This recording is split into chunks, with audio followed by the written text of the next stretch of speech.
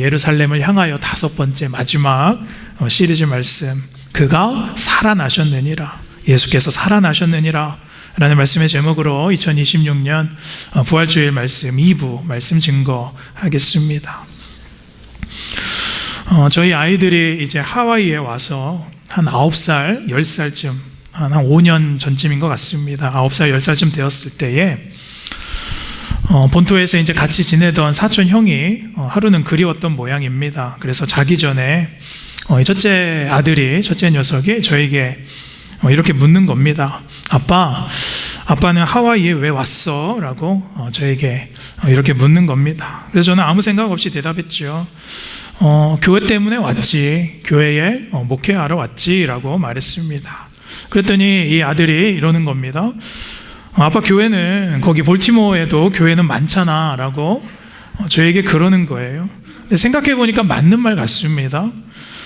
그래서 제가 이렇게 넘어가면 안 되겠다 싶어서 소울아, 교회는 어디나 많지만 하나님께서 이 교회, 이 하와이로 부르셨어, 가라고 하셨어 라고 제가 대답을 했습니다. 그랬더니 이 녀석이 또 이렇게 묻습니다. 아빠, 하나님이 진짜 있어? 라고 저에게 묻는 거예요. 근데 여러분이 10살짜리의 질문에 제가 여느 때 같으면 야, 그럼 있지, 조용히 하고 좀 자 라고 제가 이렇게 말할 수도 있었겠지만, 그 질문에 제 마음이 좀 울리면서 야, 이제 이 아들이, 이 녀석이 진짜 하나님에 대해서 알고 싶어하는 스스로의 마음이 생겼구나 라는 생각이 드는 거예요. 그래서 제가 좀 진지하게 대답을 좀 했습니다. 소울아, 하나님이 없으면 너 그 예준이 형하고, 사촌 예준이 형하고 헤어질 이유도 없고, 아빠가 이 하와이에서, 이 교회에서 이렇게 열심히 목회할 필요도 없을 거다. 그랬더니 하나님이 있는 걸 어떻게 믿어? 저에게 또 그러는 거예요. 그래서 그때가 자기 전에 밤이었는데 제가 소울에게 그랬습니다. 야, 가서 방 불을 꺼봐. 탁 껐습니다. 그랬더니 이제 깜깜해졌죠. 소울아, 이게 우리의 마음이었는데 이제 불을 다시 한번 켜봐. 불이 탁 켜졌죠. 그랬더니 환해졌죠.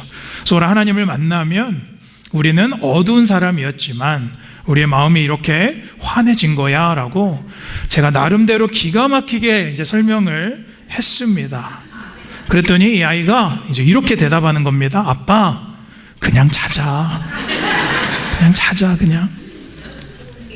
사랑하는 여러분, 저는 그때의 기억이 나면서 오늘 이 부활절 예배를 우리가 하나님께 드리면서 이 부활의 소망이 우리 가운데, 우리 마음에 빛의 소망으로 이미 임한 줄로 믿습니다. N.T. 라이트라는 신학자는 이렇게 말합니다. 우리 함께 읽어볼까요? 시작. 부활은 단순한 교리가 아니라 삶의 불이 켜지는 사건이다 라고 말합니다. 여러분, 부활은 단순히 기독교의 그냥 우리가 생각하는 교리, 기독교의 교리가 아니라 이 부활이 우리의 삶의 불을 탁 켜지는 사건으로 우리에게 임하는 것입니다. 예수께서 십자가에서 죽으시고 3일 만에 이제 부활하셨다라는 것은 역사적인 사건인 줄로 믿습니다. 여러분, 그것은 사실이고요, 이 부활은 하나님이 살아계시다는 증거인 줄로 믿습니다. 여러분, 예수님의 부활이 없다면 우리의 구원도 없는 것입니다. 여러분, 이 부활이 없으면 여러분의 인생, 우리의 인생은 다 헛것이 되는 거예요. 그래서 고린도전서 15장 14절에 뭐라고 말합니까? 그리스도께서 다시 살아나지 아니하셨다면 우리가 전파하는 것도 헛것이요 또 너희의 믿음도 헛것이다 라고 말합니다. 또 고린도전서 15장 17절에도 뭐라고 말합니까? 함께 읽겠습니다. 시작.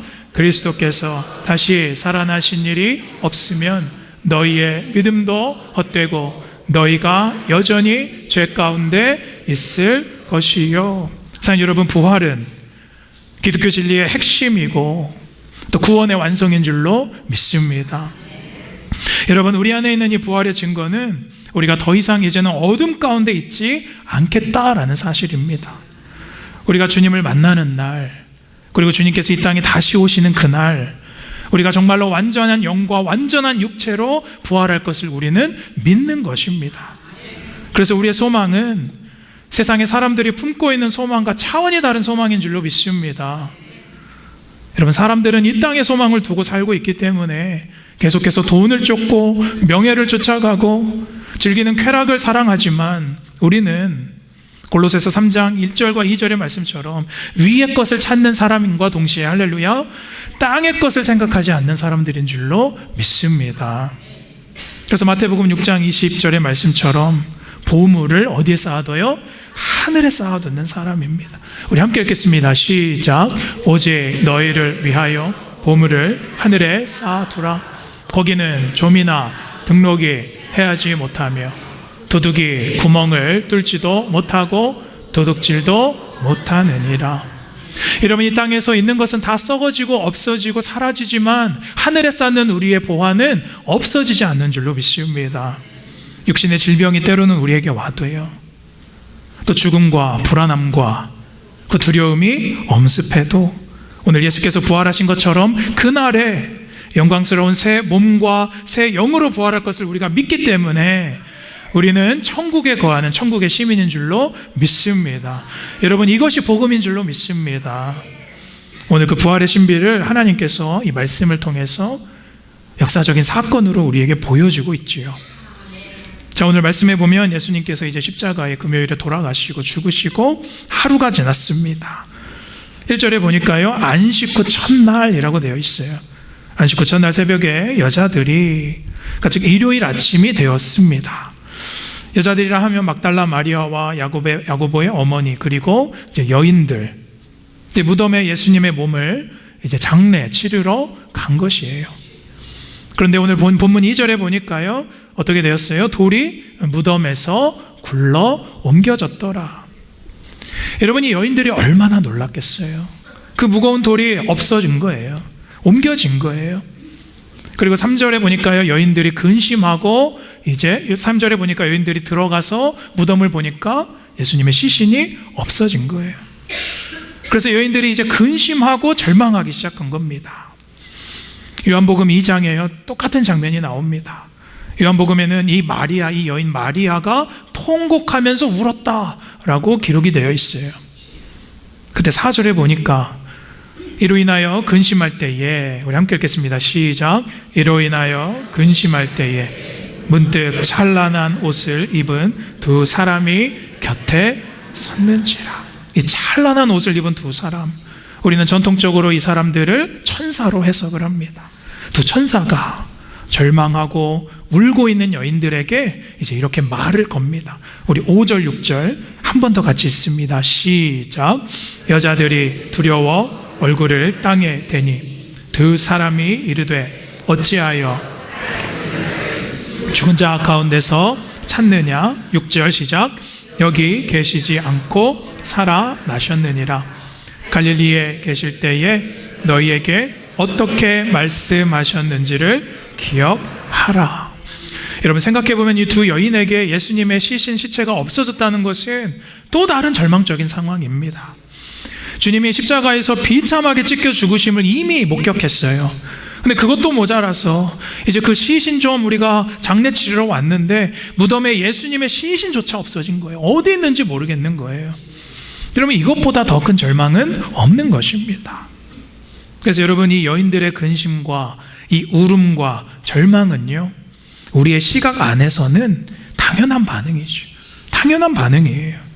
여러분, 이러한 상황에서 누가 절망하지 않을 수가 있겠고 누가 울지 않을 수가 있겠습니까? 그러나 오늘 천사가 말하는 거예요. 우리 6절 후반절에 갈릴리에 계실 때에 너희에게 어떻게 말씀하셨는지를 떠올려봐라, 기억해봐라. 그 말씀이 7절에 나오죠. 7절에 인자가 십자가에 못 박히고 며칠 만에 3일에 다시 살아나야 하리라. 그 말씀을 하셨는데 이것을 기억해보라 라는 거예요. 참, 여러분, 우리의 생각과 우리의 믿음은요, 항상 상식적입니다. 보이는 것 앞에 우리는 절망하게 되어 있어요. 건강의 문제가 찾아올 때, 어려운 자녀의 문제가 찾아올 때, 해결할 수 없는 막막한 문제가 찾아올 때, 이것들이 다 끝으로 보이기 때문에 우리는 절망할 수밖에 없는 겁니다. 여러분, 예수님의 이 죽음도 상식적으로는 현실이고요, 부활은 비상식적인 것이기 때문에 예수님께서 이미 수차례 말씀하셨음에도 불구하고 우리가 생각조차 할 수 없는 것입니다. 그러나 오늘 하나님의 반전이 일어나는 거예요. 천사가 말합니다. 어찌하여 죽은 자 가운데서 살아있는 자를 찾느냐. 6절에 여기 계시지 않고 어떻게 되셨다? 살아나셨느니라. 오늘 이 말씀을 가지고 우리가 함께 살펴볼 부활의 소망 첫 번째 메시지, 우리 함께 다 같이 읽어보겠습니다. 시작. 끝의 자리에서 소망은 시작됩니다. 어디 자리에서 소망이 시작된다고요? 끝의 자리에서 소망이 시작된다. 자, 여러분, 우리는 상식으로 세상을 살아갑니다. 하지만 하나님은 그분의 말씀대로 세상을 이루어 가시는 줄로 믿습니다. 그러니까 우리의 기준과 우리의 시선이 아니라 하나님께서 이미 말씀하신 대로 세상을 다스리시는 분이다라는 거예요. 그분의 창조 계획대로, 그분의 섭리대로, 그분의 말씀의 진리대로, 하나님의 원리 로고스대로 우리를 이끌어 주신다는 것입니다. 여러분, 믿으십니까? 여러분, 우리가 보는 이 현실과 끝이 뭡니까? 죽음이에요. 죽음. 세상 사람들은 죽음은 끝이다 라고 말하는 거예요. 그래서 오늘 이 마리아도 시체와 시신을 생각해서 무덤에 온 거예요. 3절에 시체, 시신이라는 말이 나오죠. 죽음을 의미합니다. 끝을 말하는 거예요. 여러분, 순이 끊기면 인간은 그저 흙이 되는 거예요. 또 1절과 2절에 반복되는 단어 무덤이라는 단어가 나와요. 무덤은 인간의 무능력을 말하죠. 여러분, 무덤에 들어가서 우리는 아무것도 할 수 있는 게 없습니다. 무덤이란 상징은 깊은 어두움, 칠흑 같은 어두움이에요. 또 2절에 무덤을 막고 있던 돌이 나옵니다. 이 돌은 세상과 완전한 단절을 의미하는 거예요. 여러분, 우리는 죽음에서 그 돌을 스스로 옮길 수 있는 자가 아무도 없어요. 그래서 오늘 세상은 죽음과 무덤에 들어가면 너희가 끝이다 라고 말합니다. 살아날 수 없는 것이 상식이다 라고 말해요. 그러나 우리 하나님은, 사랑하는 여러분, 상식 안에 갇히지 않는 분인 줄로 믿습니다. 하나님은 이미 부활을 정해놓으셨다라는 거예요. 사랑하는 여러분, 이것은 무엇을 말합니까? 끝이라고 여겨지는 자리에서 하나님의 소망은 언제나 시작이 된다라는 거예요. 부활이란 단어 우리가 항상 보지만 아나스타시스라는 단어입니다. 끝난 상태에서 일어나게 되는 거예요. 영어로는 resurrection이라고 쓰죠. re가 써있죠. 다시 일어나다, 다시 소생케 되다. 우리는 끝인 줄 알았는데 하나님은 완전한 새로운 시작을 보여주시는 줄로 믿습니다.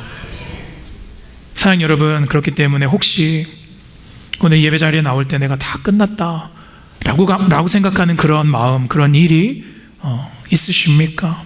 이제는 소망이 없다라고 생각하는 일을 오늘 가지고 나오신 분이 있으십니까? 내 인생의 후회와 절망이 있어도 우리가 목도하는 하나님은 우리에게 새 생명을 주시고, 할렐루야, 회복시켜 주시고 새롭게 나를 창조하실 소망의 하나님을 오늘 이 예배를 통해서 바라보게 될 줄로 믿습니다. 5절에 보니까 왜 살아있는 예수님을 죽은 자 가운데서 너희가 찾고 있느냐. 이 말은 죽음에 제한받지 않으시는 살아계시는 분을 왜 이 무덤에서 찾고 있느냐. 사랑하는 여러분, 우리가 신앙생활을 하다 보면 잘못된 장소에서 잘못된 믿음으로 하나님을 찾을 때가 많이 있습니다. 제가 예전에 이제 시사 다큐에서 본 거예요. 한국의 유명한 한 이단 교회의 교주가 이제 시사 프로그램에 이제 취재로 나오는데 카지노에 가서 이제 수억의 도박을 하다가 이제 들킨 거예요. 그래서 이제 시사 프로에서 이거를 이제 방영을 하니까 그분이 성도들 앞에서 이제 뭐라고 해명을 이제 해야 되는 거예요. 근데 이렇게 해명하더라고요. 내가 교회에 재정이 어려워서 헌금 좀 보태보려고 카지노에 가서 내가 게임을 좀 했다라는 겁니다. 여러분, 지금 들어도 이게 좀 이해가 안 되죠. 웃기지요.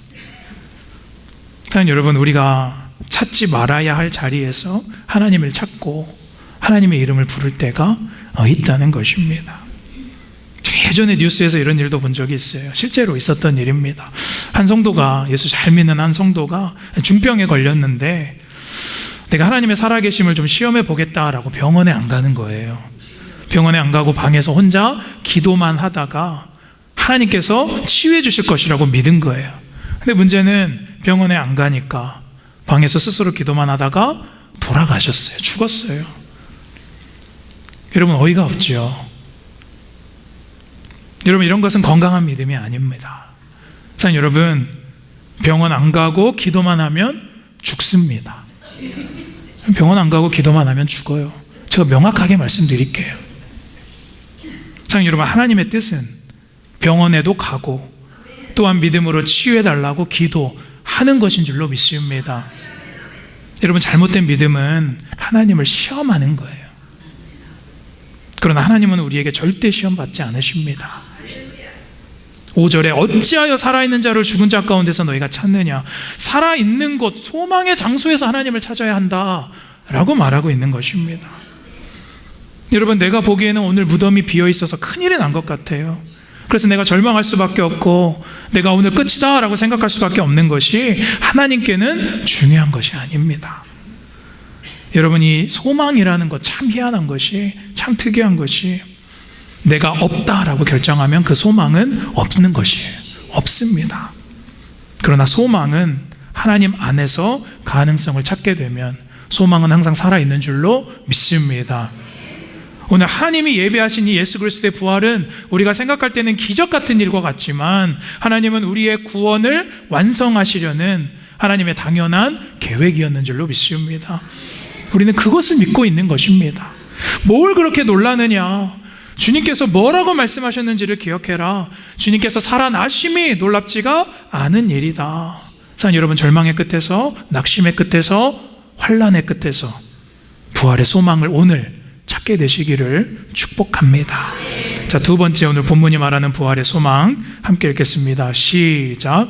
소망은 침묵을 견뎌야 합니다. 침묵의 시간도 하나님께서는 살아 일하신다. 제가 자주 드리는 메시지예요. 오늘 부활이 주는 수많은 메시지가 있겠지만 우리가 더 집중해 보고 싶은 것은, 사랑하는 여러분, 소망은 항상 침묵을 견뎌내야 된다는 것이죠. 자, 7절 보시면 함께 7절 다 같이 읽겠습니다. 시작. 이르시기를 인자가 죄의 손에 넘겨져 십자가에 못 박히고 제3일에 다시 살아나야 하리라 하셨느니라 한데, 여기 3일에 나오죠. 그러니까 이 하나님의 타임라인이 나옵니다. 십자가에서 죽음에서 부활하시기 전까지 3일이에요. 첫째 날은 뭐예요? 금요일. 예수님께서 십자가에 피 흘려 돌아가신 오후 금요일. 그 두 번째는 토요일. 그 다음날 안식일. 무덤에 계셨던 예수님.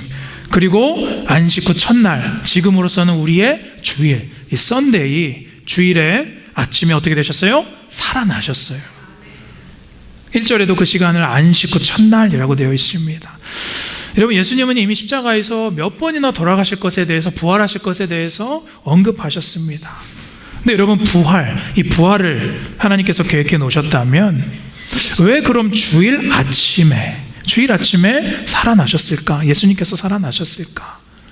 토요일 안식일에 무덤에 있었던 날, 그러니까 금요일 오후부터 36시간에서 40시간은 어떤 의미일까? 생각해 보는 거예요.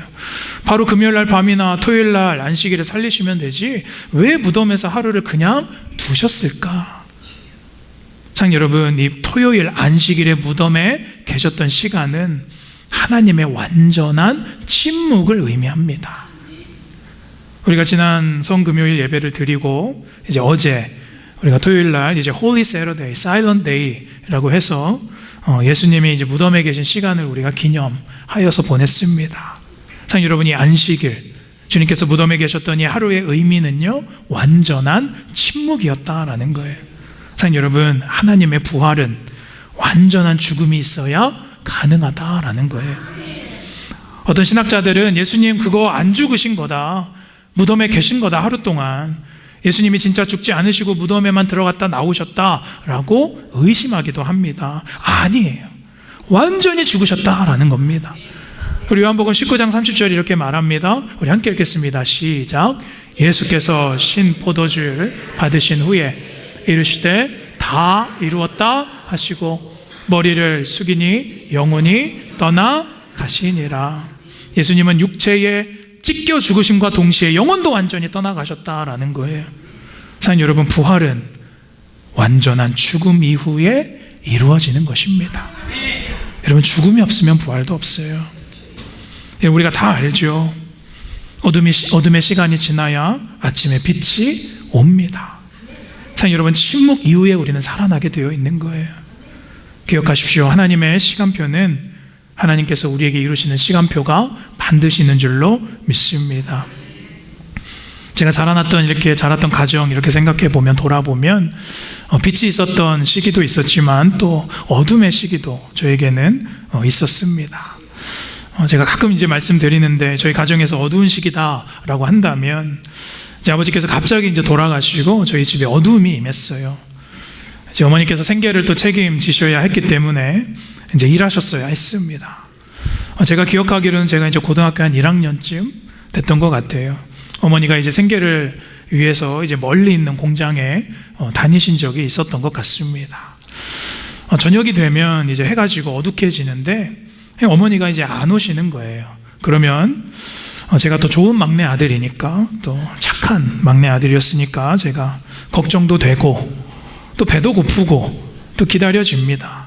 그래서 제가 이제 가끔 제가 버스 정류장에 나아가서 어머니를 기다린 적이 있었습니다. 근데 여러분, 시골은요, 밤이 되면 차도 많이 안 다닙니다. 깜깜해요. 그럼 하염없이 이제 오는 버스를 제가 기다리는 거예요. 그래서 저 멀리에서 빛이 이렇게 비춰오면 저게 버스인가? 어머니가 타고 오시는 버스인가? 와보면 그냥 휙 지나가고 아니네. 또 한참 후에 또 어둠이 있다가 또 불빛이 또 켜지면 이제 비로소 버스가 이제 와서 어머니가 이제 딱 내리십니다. 그럼 제가 기다리는 저를 보시고 어머니가 그러셔요. 너 어두운데 왜 나와 있어? 라고 그러셔요. 근데 여러분, 아무리 깜깜한 길에도 버스는 오고 빛은 비춰오더라는 거예요. 어머니는 때가 되면 와서 내리시더라라는 거예요. 저 어머니와 손을 잡고 이제 들어가는 그 깜깜한 시골길이 제 안에는 이제 밝게 빛이 비춰지던 기억으로 남아 있습니다. 여러분, 무슨 말씀 드리냐면, 여러분, 어두움의 시간은 잠깐입니다.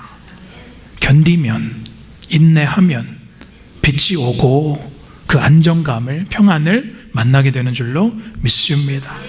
몰트만이라는 신학자는 이렇게 말합니다. 가장 위대한 소망은 가장 깊은 어두움 속에서 어떻게 된다?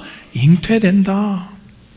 부활과 새 생명 이전에는 반드시 완전한 어두움이 있어야만 한다는 것입니다. 사랑하는 여러분, 혹시 하나님께서 지금 여러분에게 침묵하시는 일이 있다면 사실은 여러분의 완전한 죽음을 원하시는 것입니다. 내가 가정 안에서 내가 먼저 완전히 죽어야 우리 가정이 부활하게 되는 줄로 믿습니다. 내가 죽어야 교회가 살고, 내가 죽어야 우리 가족들이 살아나가는 거예요.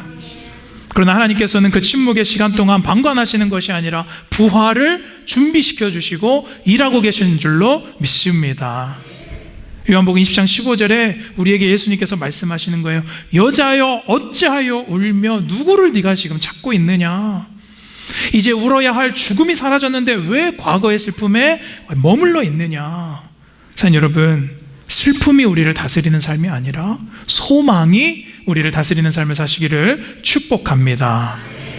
그 불빛이 없는 시간을 여러분 견뎌내셔야 돼요. 말씀을 정리하려고 합니다. 사랑하는 여러분, 요즘 여러분 어떤 소망으로, 무슨 소망을 붙잡고 살아가고 있습니까? 요즘 이 현실과 세상을 보면 사실은 소망보다 어두움이 더 많아지지요. 정치나 경제나 또 이런 전쟁과 또 육가 이런 것들을 보면 참 어려운 시기를 우리가 지내고 있습니다. 그러나 사랑하는 여러분, 믿는 자의 부활은 세상의 흐름보다, 나의 감정보다, 나의 육체의 쇠잔함보다 일상의 모든 문제를 덮고도 남을 만한 하나님의 놀라우신 능력의 소망인 줄로 믿습니다. 우리 바울이 말했던 부활, 우리 마지막으로 함께 말씀 보면서 우리 함께 마무리하면 좋겠습니다. 고린도전서 15장 42절에서 43절 함께 읽겠습니다. 시작. 죽은 자의 부활도 그와 같으니 썩을 것으로 심고 썩지 아니할 것으로 다시, 욕된 것으로 심고 영광스러운 것으로 다시 살아나며, 약한 것으로 심고 강한 것으로 다시 살아나며. 48절. 무릇 흙에 속한 자들은 저 흙에 속한 자와 같고, 무릇 하늘에 속한 자들은 저 하늘에 속한 이와 같으니. 49절. 우리가 흙에 속한 자의 형상을 입은 것 같이 또한 하늘에 속한 이의 형상을 입으리라. 아멘. 여러분, 이 사실을 믿으십니까? 이 부활의 사실을 믿는 자는 소망 속에서 살게 되는 줄로 믿습니다. 우리 부활하신 예수님께 영광의 박수 올려드리겠습니다.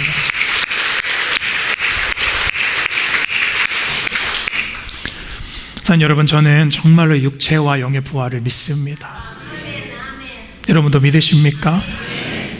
이보다 더 큰 소망과 더 큰 영생의 복이 어디 있어요? 여러분, 이것이 정말로 실제가 아니라면 세상에 우리만큼 어리석은 자가 어디 있겠습니까? 십자가의 도는 멸망하는 자들에게 미련한 것이요, 또 뭐라고 말씀하셨어요? 구원을 받는 우리에게는 하나님의 능력이 됨이라. 참, 여러분, 우리가 오늘 이 경험하는 부활이 실제로 일어날 일이고 이것이 정말로 진리라면 우리는 더 어리석어져야 되는 줄로 믿습니다. 10살 어린이도 하나님이 계신가에 대해서 한 번쯤은 고민해 봅니다. 하지만 원하는 것 있지만 감내하고 살아갑니다. 상, 여러분, 어두워도 그 어두움을 감내하십시오. 부활의 빛이 여러분 안에 임하게 될 줄로 믿습니다. 여러분, 오늘 돌무덤 같았던 어두운 마음의 확신과 기쁨과 만족과 영원한 부활의 빛이 탁 켜져서 새롭게 부활을 경험하는 우리의 가정, 우리의 심령, 우리 교회 되기를 주님의 이름으로 간절히 축원합니다.